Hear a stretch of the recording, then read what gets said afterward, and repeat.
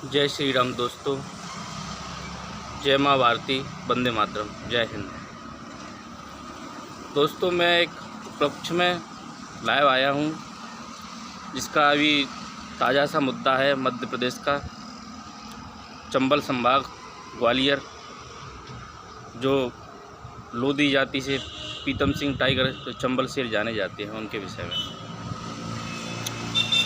कहीं किसी प्रसंग में उन्होंने कथाकथित भागवताचार्य या जो आज के ढोंगी बाबा हैं उनके प्रति कुछ शब्दों का प्रयोग किया होगा, जिसे कुछ लोगों ने अपने व्यक्तिगत रूप के लिए, अपनी खुद की वाहवाही प्रशंसा के लिए या उनके राजनीतिक करियर को ख़त्म करने के लिए अपने हिसाब से तोड़ मरोड़ के प्रस्तुत किया, जिसमें एक बागेश्वर धाम के महंत हैं, पीठ है, जो कथावाचक हैं, आचार्य हैं, संत हैं। उन्होंने उनके बारे में अपने लफ्ज़ों से व्यासपीठ से बैठकर कुछ ऐसे अपभ्रंश शब्दों का प्रयोग किया जो बहुत निंदनीय है, अपमानजनक है। क्योंकि देश राष्ट्र समाज की सुरक्षा के लिए, पाखंड व आडंबर की सुरक्षा के लिए, अन्याय और अत्याचार के लिए एक प्रीतम सिंह ही नहीं,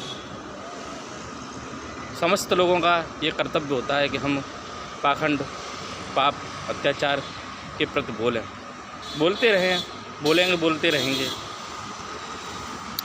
अब एक व्यक्ति विशेष को टारगेट करना, उनके प्रति कुछ ऐसी बातें कहना कि मैं उन्हें मसल दूंगा, जहां मिलेगा मार दूंगा, एक ऐसे व्यक्ति को शोभा नहीं देता जो राज्य राष्ट्र का प्रहरी कहता है अपने आप को, खुद को जनता का सेवक कहता है, भागवताचार्य है, जो पुजारी पंडित है, किसी भी जाति समाज से हो, ये बहुत विषय की बात नहीं है। बात धर्म के प्रचार की है, सत्य की। तो ये उन्होंने उनके विषय में बोला जो बहुत ही निंदनीय है, अशोभनीय है। वैसे हम जाति, समाज, जातियों की, धर्म की बात नहीं करते, क्योंकि हम मानवता को सर्वोपरि मानने वाले व्यक्ति हैं। राष्ट्र की रक्षा की बात करते हैं, देश की रक्षा की बात करते हैं, मनोरभव मनुष्य बनो, एकता की बात करते हैं, सर्वे भवन्तु सुखिनः, सारा राष्ट्र, सारा देश, सारा समाज, सारे मनुष्य जाति, सारे प्राणी मात्र हमारे अपने हैं, सबकी वसुधैव कुटुंब की बात करते हैं।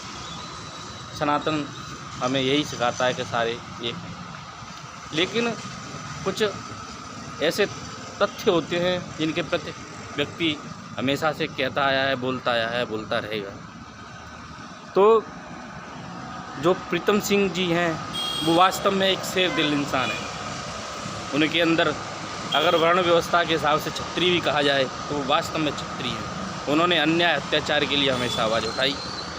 और मैं अपील करता हूँ समस्त उन व्यक्तियों से जो अपने आप को क्षत्रिय कहते हैं कि ऐसे व्यक्ति का समर्थन, सपोर्ट भरपूर करना चाहिए, क्योंकि ऐसे शेर दिल जीवन में, ज़िंदगी में हमेशा नहीं आते। ऐसे व्यक्तियों के लिए हर व्यक्ति को जहाँ जिस फील्ड में जो है उसके सहयोग का कार्य करना चाहिए। और रही बात ऐसे कथाकथित भागवताचार्य पंडितों की, मैं जातिगत किसी विशेष पर, व्यक्ति पर टिप्पणी नहीं कर रहा कि किसी ब्राह्मण वर्ग पर या पंडित वर्ग पर मेरा ऐसी कोई भावना नहीं है। लेकिन जो वास्तव में उस चोले को ओढ़ा है, सन्यासी चोले को ओढ़ करके बैठा है, जो वास्तव में एक समाज को दिशा निर्देश का कार्य कर रहा है, जो राष्ट्र को एक धर्म का प्रहरी मानता है, ऐसे व्यक्ति पहले भी बहुत ऐसे दुष्ट दुराचारी रहे हैं जिन्होंने भोली जनता को लूटा, हमारे देश में, राष्ट्र में अंधविश्वास को फैलाया। और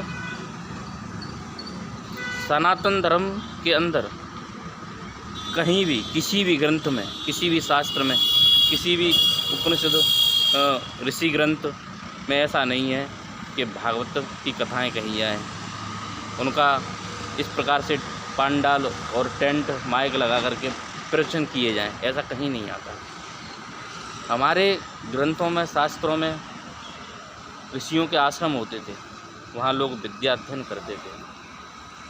हर उम्र के पड़ाव का व्यक्ति वहाँ जाता था, बुजुर्ग भी जाता था, बच्चे भी जाते थे, जवान भी जाते थे। लेकिन उनके आश्रमों में, जहाँ उनके आश्रम होते थे, वह आश्रम भी एक अपने आप में अद्भुत विज्ञान केंद्र होते थे, जहाँ अस्त्र विद्या, ब्रह्म विद्या, राज्य विद्या, नीति विद्या ये सिखाए जाते थे। ऐसा नहीं कि किसी ने अपनी दुकान की तरह सजा लिया और गली गलियों में, शहर शहरों में पंडाल लगाए, माइक लगाए, टेंट लगाए, लोगों को गुमराह करें और उनके धर्म के नाम पर अपने धन का सृजन करें।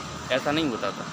ये क्या है? दुकानें हैं, लोग लूट रहे हैं गरीबों को, जनता को गुमराह कर रहे हैं। क्या है?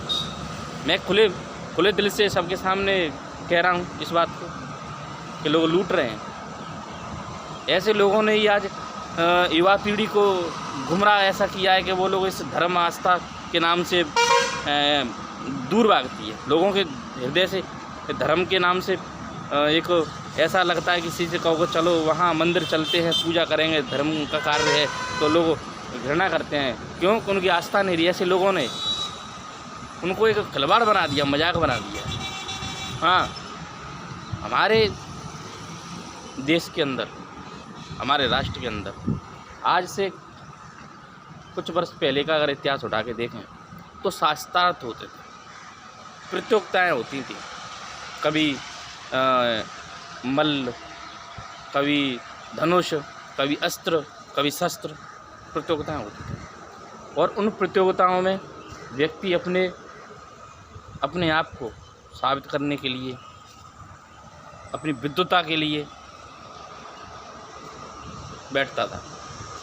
लेकिन ऐसा नहीं होता था कि माइक लगाया, टेंट लगाया, 1000, 500, 2000 आदमियों की भीड़ इकट्ठी की और बैठ गए, खुद नाकारा बन रहे और लोगों को 6 घंटे, 8 घंटे, 10 दिन के लिए बिठा दिया। वो लोग नाकारा बन के बैठे हुए हैं। ऐसा नहीं होता था। अगर इनके अंदर विद्वता है तो शास्त्रार्थ करें।